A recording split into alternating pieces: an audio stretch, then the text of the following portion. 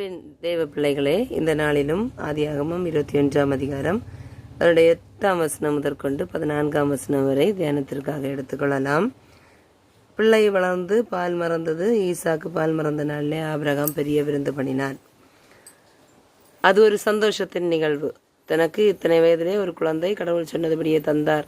அதை மகிழ்வாக ஆபிரகாம் கொண்டாடினார். அங்கே ஒரு நிகழ்வு நடக்கிறது.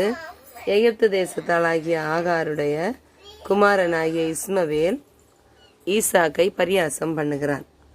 அதை பார்த்தது யார் அப்படின்னா சாராள்.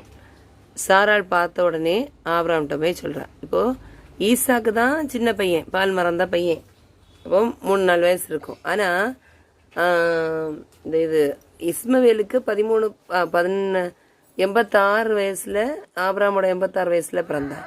அப்போ இப்போ 100 வயசுனாலே 14.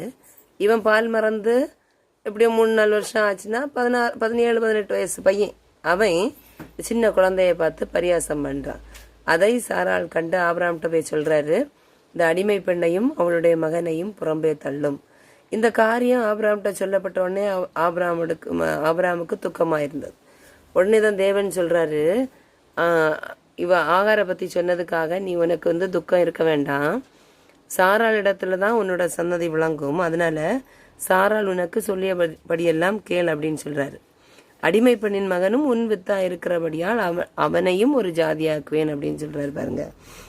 அப்போ ஆபிரகாம் என்ன பண்றாரு அப்படின்னா, அதிகாலையில எழுந்து அப்பத்தையும் ஒரு துருத்தி தண்ணீரையும் எடுத்து ஆகாருடைய தோளின் மேல் வைத்து பிள்ளையையும் ஒப்பு கொடுத்து அவளை அனுப்பிவிட்டான். அவள் புறப்பட்டு போய் பெயர்சபாவின் வனாந்தரங்களில் அலைந்து திரிந்தாள். அப்போ வீட்டில் ஒழுங்கா இருந்துட்டு இருந்தவா தன்னுடைய மகன் எஜமாட்டியின் குமாரனை பரிகசித்ததினால் வீட்டிலிருந்து துரத்தப்படுகிறாள், வனாந்தரங்களில் அலைந்து திரிகிறாள்.